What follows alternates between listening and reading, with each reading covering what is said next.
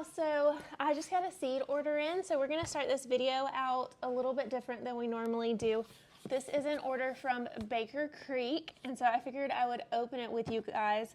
I just ordered a bunch of pollinators to actually plant next spring. I have a seed buying issue, and so I'm always ordering seeds, and I saw a few that I wanted to buy just in case they don't sell them next year, because one of the things with Baker Creek is that you might see a variety that you like and the next year they might not sell it. So I wanted to order a few varieties.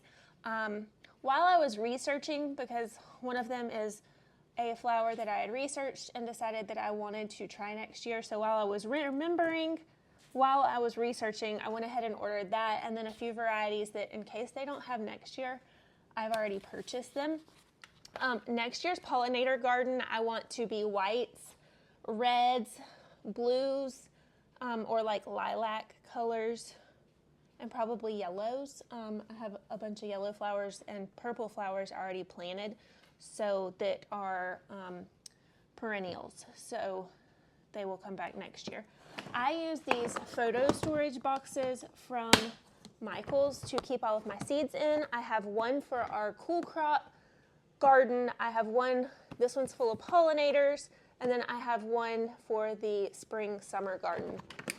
So like I said, today I ordered pollinators, and I try to kind of like keep them organized by type, but with pollinators that's kind of hard to do because there's so many different types of flowers.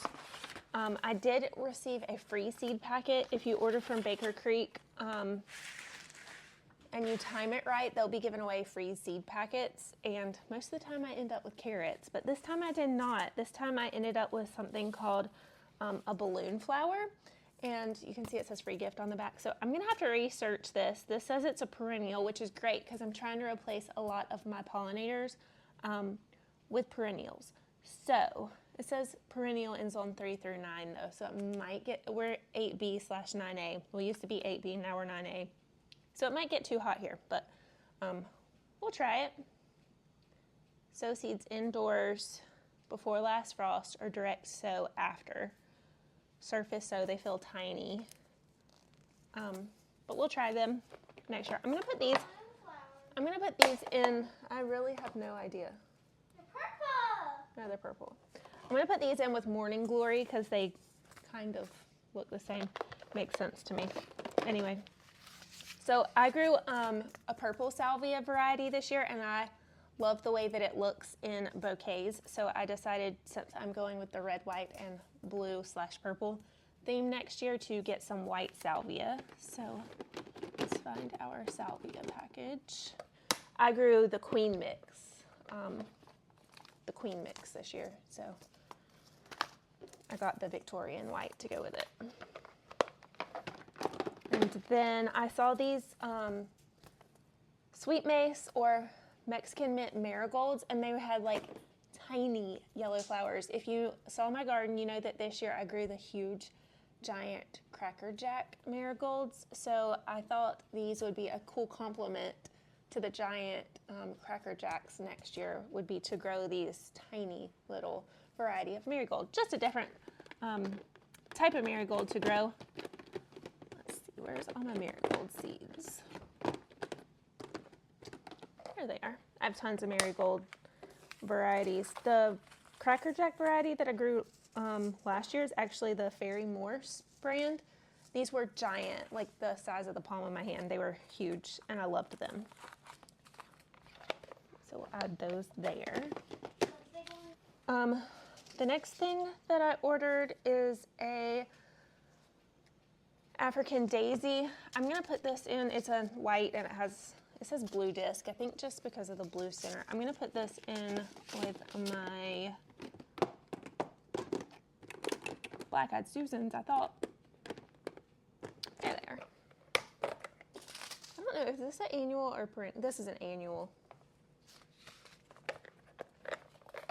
And then, oh, I found some red salvia, so I bought Summer Jewels red salvia. So like I said, I grew salvia for the first time this year. I grew the purple variety, so I'm excited to have the red and the white next year. It says these are a perennial in zones 9 through 11, so we'll have to see if they come back next year. So the next thing that I got was just some crazy daisies. I figured they would be another good filler flower. I know I had the daisies earlier, right here. So next year I'll grow the black-eyed Susans, which hopefully will come back because they should be a perennial, the African daisy, blue disc, and then the crazy daisy with the yellow center. And then my favorite thing to grow always is zinnias. So I already have some red scarlet zinnias that I bought from High Mowing Seeds. That's my other favorite company to order from. So I bought these Will Rogers zinnias. They look like,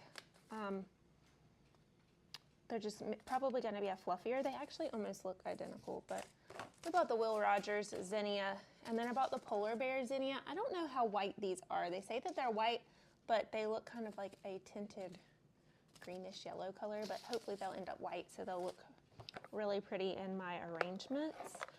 And then I bought another type of marigold to try, the Kilimanjaro white marigold, so I think that'll be a good contrast when I make bouquets as well. Where are my marigold seeds? Because we know I have a ton. So those will all be planted in my spring garden, which I start some of the seeds starting in January, like tomatoes and peppers and eggplants. I start in January. So that is my seed haul for today, and now I'm going to head out to the garden, so I'll take y'all with me. Me and my son are out in the garden picking tomatoes, and I noticed that I had some empty branches. There's a tip that I learned from somebody else, because I hate touching these things. If you'll take a leaf and break off, then you don't have to touch these creepy. They have like suckers for feet. I cannot stand them. They're so gross. Yeah. Well, I just found a bunch of little ones on another plant. And another one. So my goal was to be done with tomatoes by July 4th, which is tomorrow, because I know that's when the hornworms, and I'm sorry, yes, I'm squishing it. That's the hornworms start to come out, and like I said, we are leaving for an extended period of time, so I timed that perfect. This is my first day seeing hornworms, so I think that my plan to be done with tomatoes by July 4th worked. I found, oh, this is a big one. These are the ones I do not like. Ooh, I found another one. So I decided that I am going to plant green beans in my 2 raised beds while I wait on the fall planting season to start, because I won't really plant for fall until late September, early October. So I still have plenty of time to grow green beans, but I am going to grow them with row covers because I'm going out of town for a few weeks and I don't want my chickens to get into them, and I grow all of my fall garden with row covers anyway, so I'll go ahead and have my row covers on for when the fall season comes. I use simple arches off of Amazon. I actually just had to replace them because the ones I've used the last 2 or 3 years were all broken to pieces. So I'm going to put the new ones together and then go get the bird netting and go ahead and put it on, and I think I'm going to get caught by a storm, but hopefully I have enough time to plant the green beans. If not, I'll be back tomorrow to do that. So the new ones that I got are these green stakes, like the stakes that I use to stake up my squash. These are super durable, so I think these arches will last me a lot longer than the ones that I have used in previous years. And these things from Amazon are always so simple to put together. It's hard to beat them.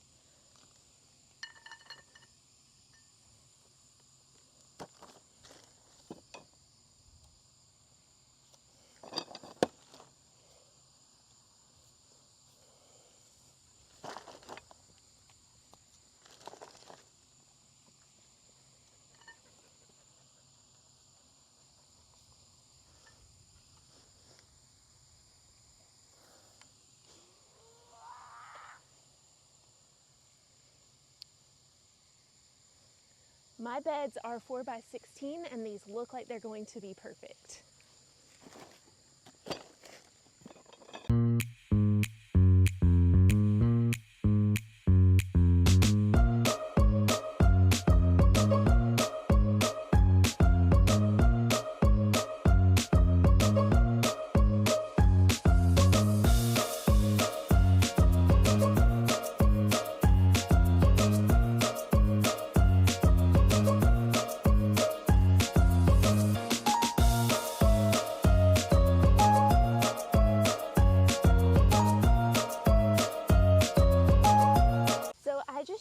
bird netting. I've heard people say that birds will get caught in these and die.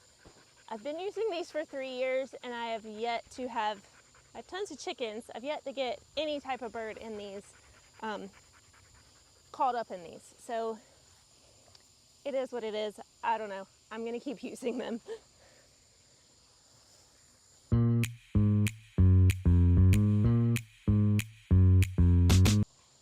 No matter what type of hoops you buy, they always come, I've bought several different kinds of hoops over the years, they always come with these clips to clip your netting to your hoops.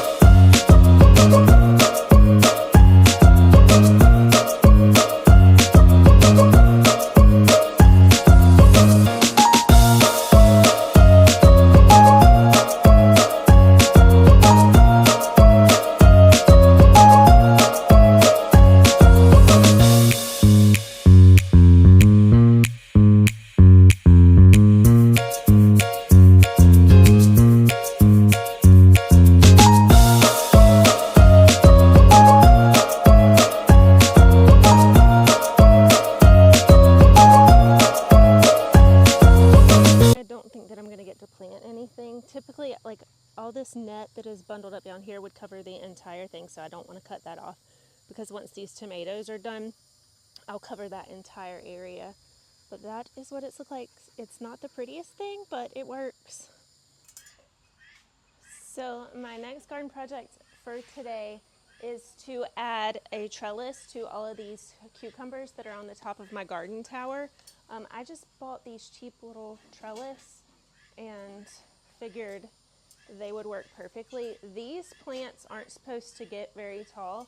Like, I think it said 1 to 2 feet. And so I thought these would be perfect for the top of the garden tower.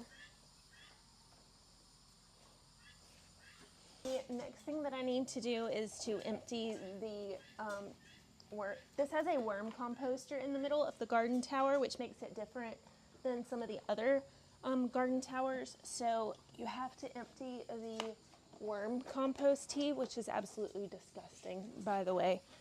You put all like your old scraps in there, and then the worms turn it into nutrients for what you're growing. And compost tea, I don't even know if y'all can see that. It smells horrible, and it gets black soldier fly larvae in it. So once I get the compost tea, I just come out to the blueberry bushes or whatever I'm using it for and pour the compost tea right on it, and I rotate which one I pour it on. There's probably 1, 2, 3, 4, 5, 15 plants total around the shop, so every 15 days they get a dose of worm compost tea. So it ended up not raining and kind of going around us, so I'm going to go ahead and try and plant all these bush beans. I do blue egg bush beans, and you can get these giant packs at Tractor Supply.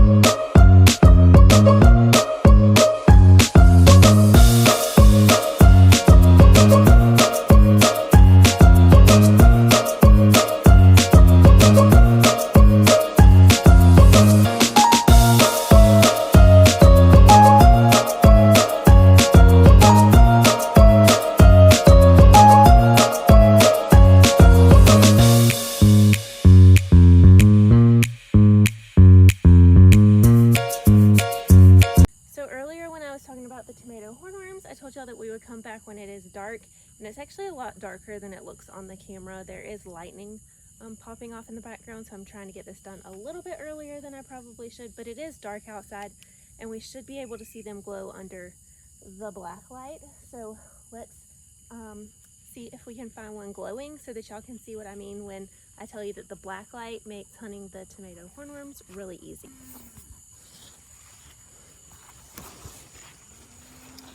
Like you'll see one right there. It's glowing, like they literally glow like a black light. And it looks like there's another one.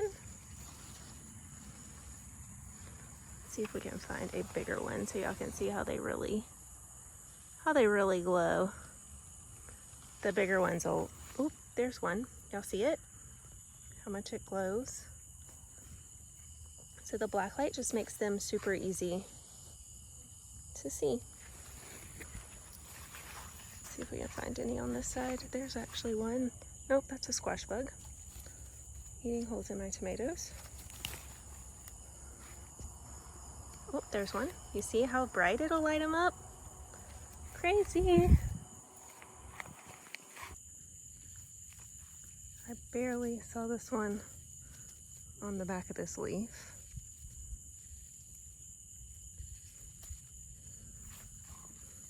And there's another. Let's see. They all seem to be in this section. Oh, there's one. Just barely caught that one on the bottom of that leaf. There's another.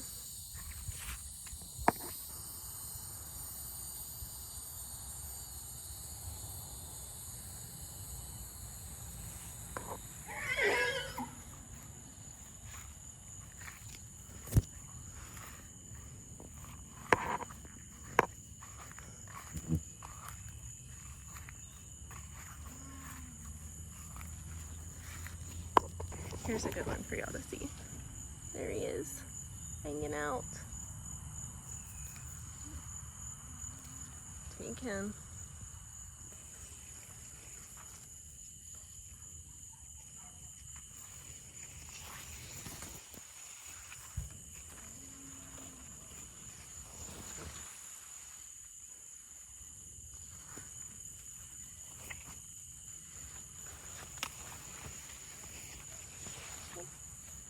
There's one.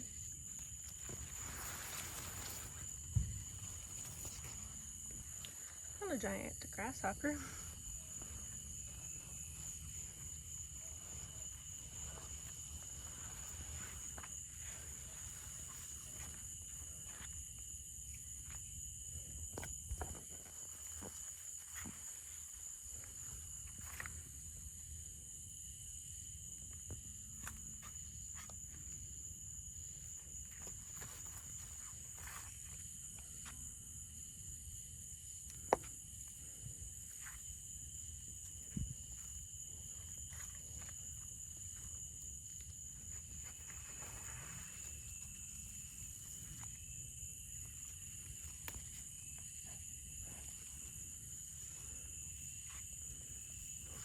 Small one right here.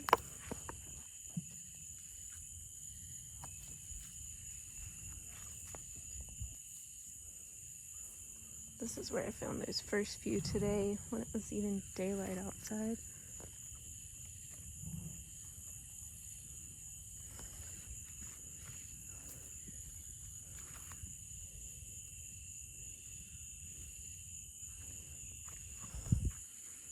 Alright, I think we're done for tonight. We'll come back out tomorrow and we'll look for more.